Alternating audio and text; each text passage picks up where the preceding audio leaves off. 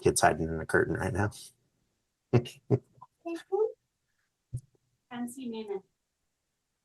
Go say hi. Go say hi, big guy. This is the Sports Timeout Podcast with Jensen Maydew, Tony Caranco, and your host, Wes Underwood. Welcome to the Sports Timeout Podcast, brought to you by Jeffersons Free Fry Pickle Fridays. Be sure to head over there for all these March Madness games, and be sure to visit Billy and his crew.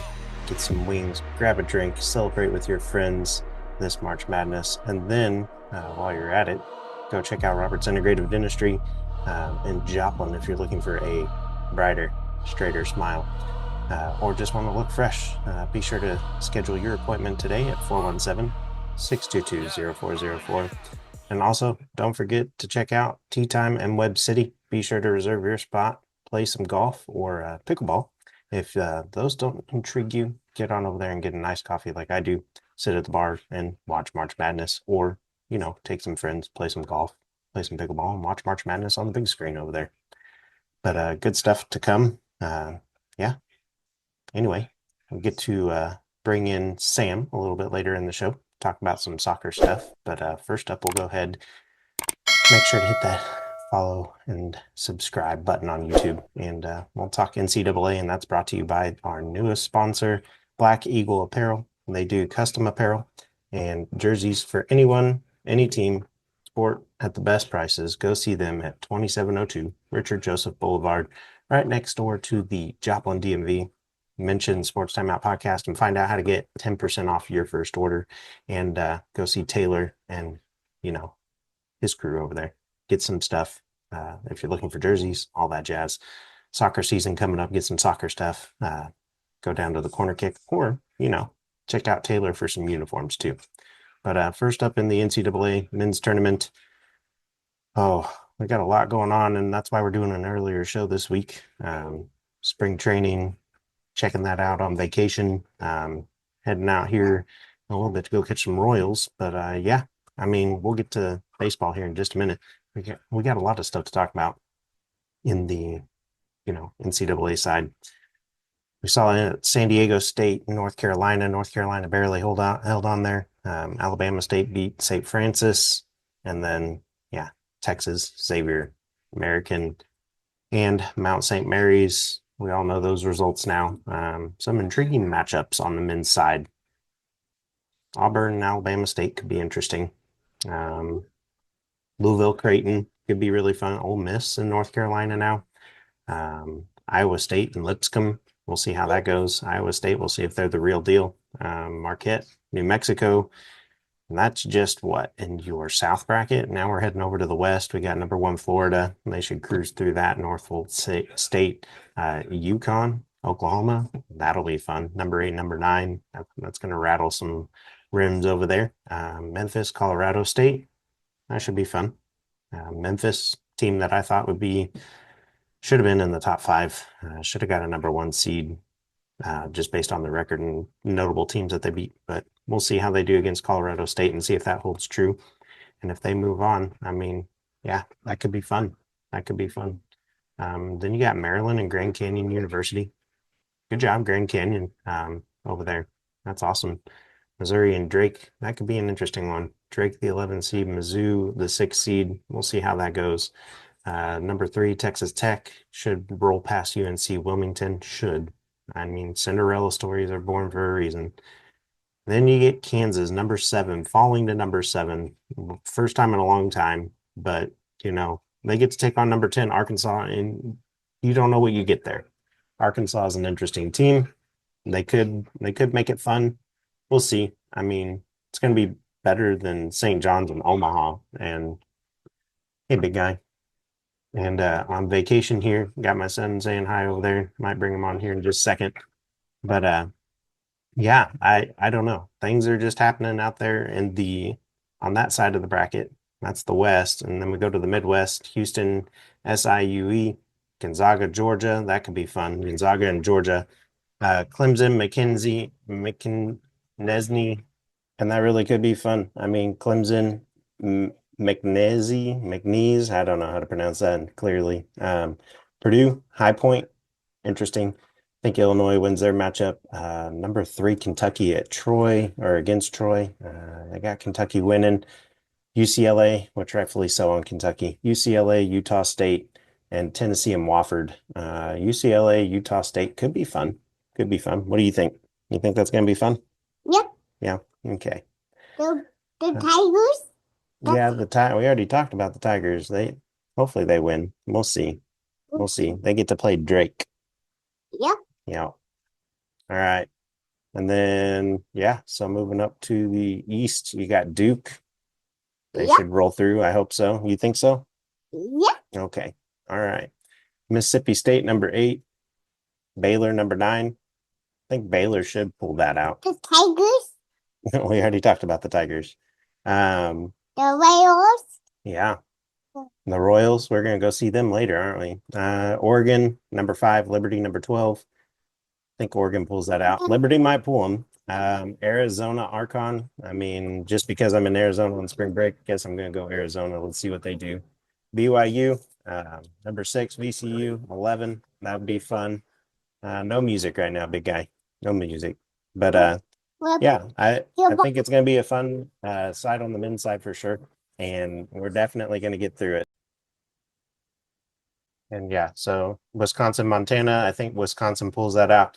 And then St. Mary's, Vanderbilt, that's going to be a fun one, definitely for sure. I think St. Mary's pulls that out. And then Auburn, Robert Morris, Alabama, not Auburn. Alabama's going to pull that out. And I think that they're going to, that should be fun.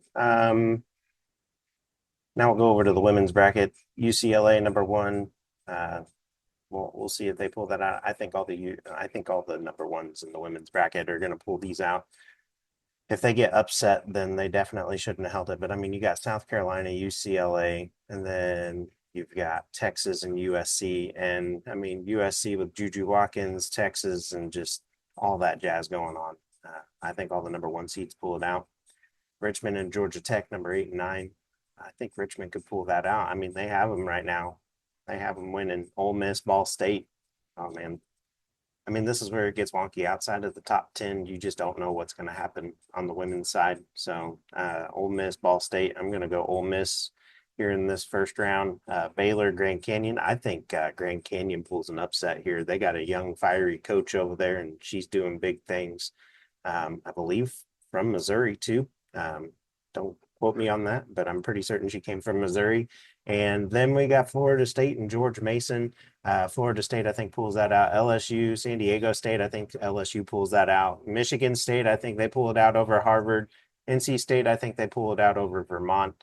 It's going to be fun to watch. Duke and Lehigh, I don't know how to pronounce that. Don't get me there.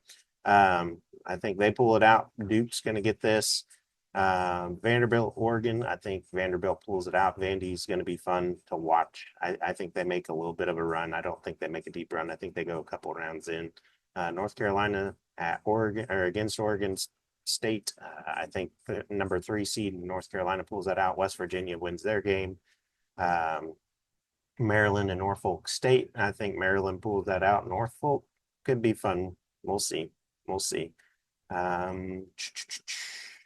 I have Maryland up big there, but Alabama, number 5 against Green Bay. I think Alabama pulls it out for sure. Utah and Indiana. I think Indiana pulls this out. Utah's the better seed, but we'll see.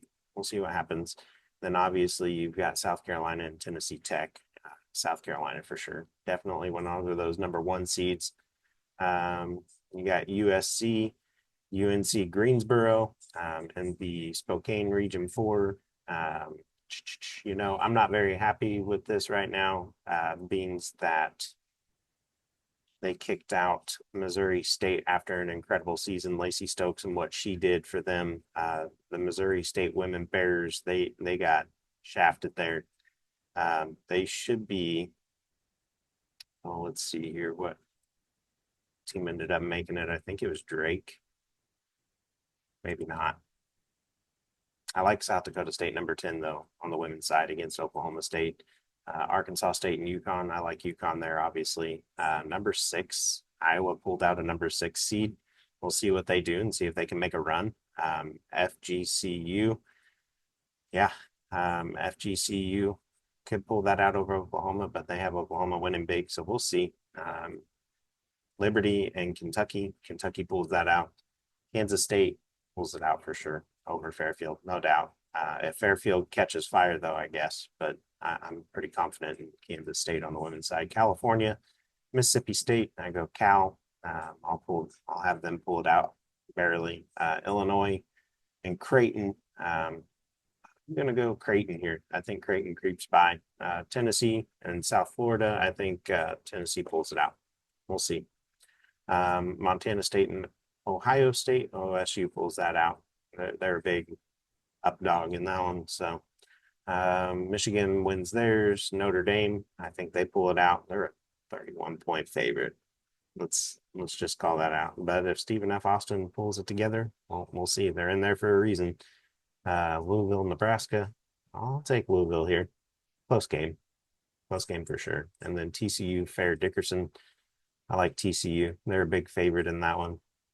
The story to come out on the women's side, though, now that we're done talking bracket, JuJu Watkins and Alago lead the women's AP All-American team, and USC JuJu Watkins and Notre Dame's Hannah Hidalgo have joined an elite group, making the Associated Press All-American team in their first 2 seasons playing college basketball. The duo on Wednesday became only the 3rd and 4th players to earn the first team All-American honors in their freshman and sophomore years, joining Oklahoma's Courtney Paris and UConn's Maya Moore. And we know what those two have gone on to do. And yeah, Watkins was a unanimous choice from the 31-member national media panel and AP Top 25 each week. UConn's Paige Buckner earned All-American honors for the 3rd time, becoming just the 12th player to do so. UCLA's Lauren Betts and Texas' Madison Booker rounded out the first team. Buckner's and Betts were also unanimous choices as well. Watkins led USC to its Big Ten regular season title for the school's first conference championship since 1994. So that's a significant difference. First time since 94 is crazy, but she averaged 24.6 points a game, 6.9 rebounds a game, and 3.5 assists to lead the Trojans. And she set her own bar so high last year. It's crazy just to see how she's been successful in this. JuJu Watkins is the player to watch. She is the new Caitlin Clark, and we'll see where she goes. I think she keeps her full 4 years, and I think she stays at USC, and I think that they end up winning a national championship or come close within this season and the next few. So we'll see what happens there. All right, next up, we go ahead and move into the MLB, and we talk spring training because, we're here, we're doing it. Cactus League, Kansas City -- and San Francisco Giants #1. They play each other yesterday before I recorded or after I recorded, sorry. Fun games to watch. Excited to see those two go at it in the regular season. San Francisco 17-6. Kansas City is now 16-9. And just being able to watch it, they're 8-4 at home, 8-5 on the road for the Royals, 168 runs scored. But a little concerning is their bullpen allowing 134 runs to be scored against them. We'll see if that gets any better. Most of the pitchers have kind of just weaned their way back in there, which is why their record is improved. They're on a 2-game winning streak. They're 7-3 in their last 10. We'll just see where it goes for the Royals from here. If you're on the other side of the state and you like the Cardinals, 10-12 isn't bad, especially right now. They're only 3 games back in spring training. And I mean, that's with Boston, Toronto, Houston, the Tigers, the Phillies, the Nationals, the Yankees. The Yankees are 11-11 currently. Obviously, Cole going down, big for them. But yeah, on the MLB though, spring training wrapping up, opening day just a couple of weeks away. It's crazy. Like today, the show comes out today, and it's the first day of spring. So, which means summer's around the corner, and baseball is going to be in full swing soon. So we're excited for that, and excited for baseball for sure. have family come out and go watch some baseball in Texas and the Guardians and then the Royals and the Giants. So it's going to be fun. Excited for the baseball season. Can't wait. And all right, now we got some soccer talk going on. We'll head on over to that and we bring in Sam. Take a look. And now we'll talk soccer, and that's brought to you by the Corner Kick in Neosho. Be sure to stop by the Corner Kick, located at 1411 Blue Oak Lane, Suite C, Neosho, Mo. They have the largest soccer store in Southwest Missouri, Northwest Arkansas, Southeastern Kansas, and Northeastern Oklahoma. Be sure to check them out Tuesday through Sunday for your football needs. And what are the times there, Sam? What you guys open when? Yeah, we're open Monday through Friday, 11 a.m. to 7 p.m. Saturday, 10 a.m. to 5 p.m. and Sunday, noon to 5. Okay. And then our Springdale location is Monday through Thursday, 6 p.m. to 9 p.m. And then Saturday, 10 a.m. to 6 p.m. and Sunday, 2 p.m. to 10 p.m. It's all listed on the Facebook page and Google Maps, Apple Maps. Yes, for sure. And well, we'll get right into it and we'll talk USL to adopt the promotion, relegation, and a historic first for the U.S. soccer. And club owners voted on Wednesday for a promotion and regulation system, marking the first time the European style system would be implemented in the United States. And well, what you got? What you think here? Yeah, this is landmark stuff. So excited. This is how soccer developmentally, all the way up from grassroots all the way up to the top level, becomes really, really good in the States. So to put it in terms of if you're just the average sports fan, or maybe you don't pay much attention to soccer and footy, our professional systems in the States are all franchise models. So once you're a pro, you're a pro. Yeah. They've got financial security to stay in the league. So whether you perform or not, you're a professional ball club. And that, in my opinion, breeds mediocrity. So I think Yeah. having promotion and relegation breeds competition. Um, I also think that this is something that, like, you take a club like LA Galaxy, they've made a lot of smart moves over the years with who they've brought in and stuff. But I think that you can look at the concept of the MLS doing the franchise, and it's a small picture. It's not getting the big picture there, because the United States is one of the best countries, period, to live in. And if there's one thing that the United States is better at than anyone in the world, and it's undeniable, is we are the best at marketing.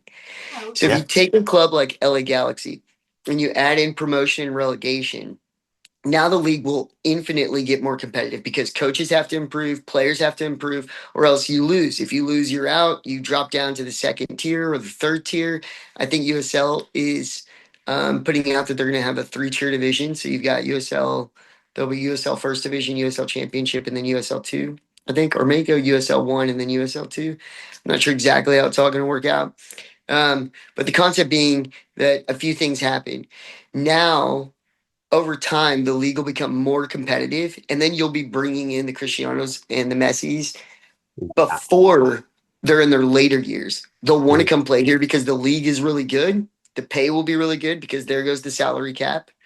Yeah. That'll happen immediately, which means we'll be able to attract better talent. The league will be more competitive. We hope. We will. It'll take time, but we will, 100%. This is going to take us to a whole nother level of footy in our country. I have zero doubts about it. So what that question does, here on this, real Yeah. quick. Sorry to interrupt. You being UPSL and stuff, would you guys be able to be involved in that? So with UPSL, we're like 4th tier right now, essentially. UPSL we're not currently in like the USL pyramid, Okay. but essentially, yes. If you win the UPSL, you would be bumped up to USL 2 if they choose to Okay. include UPSL in their pyramid. Mhm. So there's going to be a lot of like laying all that out and figuring out how that works. Do they use NPL for the pyramid, UPSL for the pyramid? and see how there's a lot still yet to figure out. But what's really, really exciting about it, what I was getting to about the small picture thing is once the league becomes more competitive and you have promotion relegation, now you can market globally for your club. Like when you look at Manchester United, Real Madrid, fans across the entire world, right? Yeah. This is how you Yeah. make that happen. Promotion and relegation can make that happen, which can grow the sport exponentially. But from a coach's perspective and a player perspective, we talk a lot in youth soccer about a pathway to the pros. And there are a lot of pathways. UPSL can be a pathway to the pros. It can because if you win the UPSL, you go to the US Open Cup, you perform. Tulsa Athletics, they're our first game on Saturday for Comets. We play against them. Yeah. They were in the US Open Cup Okay. and played against Sporting Kansas City. So if you perform in that game, then yeah, I mean, Yeah. you're getting scouted and there's your pathway. But having promotion relegation creates an actual legitimate pathways to the pro. You perform and you just keep moving up. So it's Yeah. exciting stuff. Okay. Yeah. I mean, I'm excited. I'm ready for it. And I mean, like you said, it's a big change. So we'll see where that goes. Next up, another big change coming.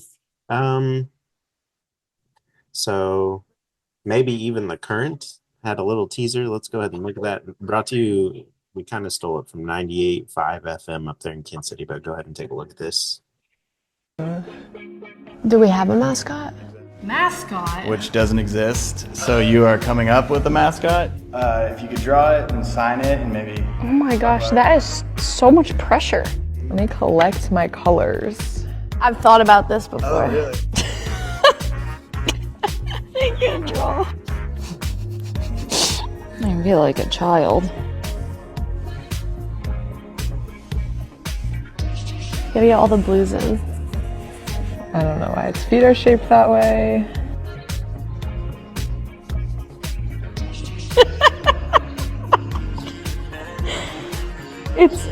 It's a wave, obviously.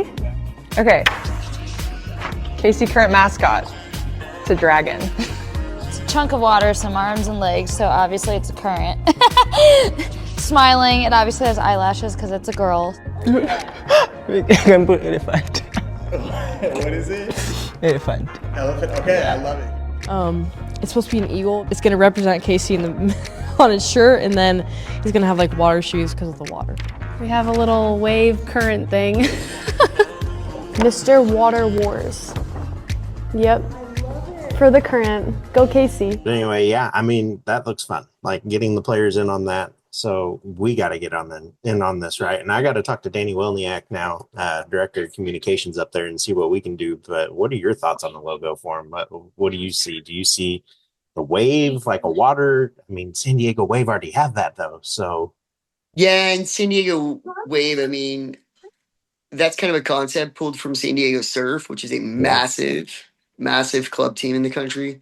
I don't know. I mean, I think utilizing the name of the team, the current, you need to do something like akin to water. I don't know. Part of me thinks like a lighthouse could be a cool play off of that, a riverboat type thing. I don't know. Sacagawea on a canoe with holding the Tim Wachawinga river ball. Yeah. Okay, Yeah. all right. I mean, that gateway to the West. Come on. I could get behind it. I mean, I know we're not St. Louis, but you know, Missouri River Yeah. goes through there and all that stuff. So Yeah, I I don't don't know. They should. it's got at this point, it's got to include the Tim Wachawinga ball, though. It has to because of all the memes that were made, everything that happened, and how much like national news that got. That's got to be in the logo. I like it. I don't know. Maybe you go way deep and you pull something from Samuel Clemens, some Mark Twain type Okay. thing. I don't Yeah. know. I don't know. I don't know. That'd be really interesting. Yeah, I don't know where I'm going with that. I'll leave it to you, Wes. Yeah, I mean, hey, I did help Missouri Southern in naming their mascot Rory. So we had a poll. 1450 The Score was the radio station a while back when I was in college. Interned there and did stuff there, and we got that going, and we got that name. So let's go for the bigger market and bigger here. So You named a lion Rory. yeah, it was either that or Larry or Lion. Larry the lion. Yeah, it Or Leo. Okay, Leo, Larry, Yeah. Rory, and the lion. So, and then we had one vote of Mufasa. So I would have probably gotten behind Mufasa. Missouri Yeah. Southern Mufasas. Okay, name change. All right. But all right, on that note, we go over to sporting, and I mean, good news. They got a point. Now they're up in the standings a little bit, separated themselves, but I saw a better defensive performance here, and John Polskamp, I'll give it to you. He had a couple big saves in that game, and it snowed in that game too. So, yeah, a lot of distractions there. Congratulations, Polskamp, on that one, being able to hold it down. So, kudos. Good defensive effort. Could have been more scoring. They had plenty of opportunities, but your thoughts on that game? I don't know. It's interesting seeing them get a 3-3 result. Um, I don't know if that means that when the gloves come off and the team can play Yeah, freely, if maybe we're better, maybe the structure in the system is too rigid. I don't know. You don't want to, it's tough as a coach. You don't want to take away the creativity of your players, but you do want them playing in a system. yes, So it's kind of a fine line you have to dance. Um, I don't know. Conceding 3 goals is still, I mean, you can't be in a position to where, like, if that's what it's going to take for us to get a point, is we have to have a 3 goal comeback. I mean, like, kudos to the boys for making the comeback. Love it. yeah. But Heck of a second half there, and I wish it would have yeah, lasted longer. But I don't know. I would maybe ring more alarm bells than celebration bells. yeah, I mean, it's definitely a confidence boost, and we'll see what they do this week. But I'm still I not. hope they can build off of it. There's a thing It'd with be great. yeah, with strikers and wingers, so much of their play is about their confidence. So getting some goals um, is definitely going to help build Yeah, confidence and help them take their chances better. Um, so so hopefully we see some more build off of that. yeah, same here. All right, and we'll go ahead and talk UPSL. How are you guys feeling? What are things looking like right now? And I mean, as you mentioned earlier, that game's quickly approaching for the first game. So Yeah, we're excited.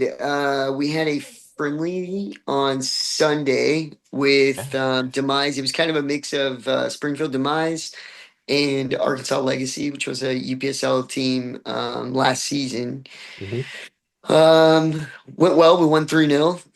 nice. Probably could have been 5 or 6. But our goalkeeper Ludin Gonzalez made some big saves. Also, it could have very easily been 3-2. Yeah, I'm Um, excited to watch him. yeah, Ludin's a top class keeper. Domi, our striker up top, put 2 balls in the back of the net, and Quinn had a dynamic performance. Our left winger that we're really excited about. Put in the opening goal that kind of broke the dam, I guess you could say. But it was Awesome. really good play all around, a good defensive performances. Um, we saw some things that Coach Rob and I needed to see to work on before we get into our first match, which is Yeah, Saturday in Tulsa, but playing away against Tulsa Athletics. We're yeah, definitely going to find out where we stand pretty quick on Saturday. yeah, excited for it and ready to see how you guys do. And appreciate you as always coming in. I mean, you got the coaching schedule, you got the shop, you got other things going on, but we appreciate it every time you come in. So yeah, thanks for coming on. And anything else? No, that's it, Westman. I appreciate the opportunity to come on and chat footy always. And also, big shout out to Sports Timeout Podcast. We appreciate your sponsorship for the UPSL Anytime. Comments FC. Yeah, we'll have to get your like logo and put it in here somewhere too. Uh, But I like it. Well, take thanks so care much, and Wes, for your time. You too, man. yeah, Enjoy vacation. yeah, thank you. Arizona baby. Thanks, Sam. And we will now head into the local sports update brought to you by Ghetto Tacos. On Fridays, get 10% off all burritos all day long. They will close at 8 p.m. on Fridays, and they're located at 536 Northeast Street in Webb City, Missouri. Drive through available 417-717-1261. Hope you all go get those orders in and maybe even get a catering order in. We'll see. We'll see.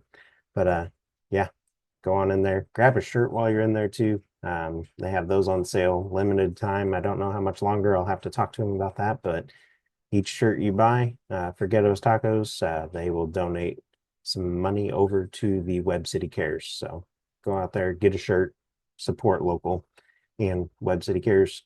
All right. Baseball back in action for high school.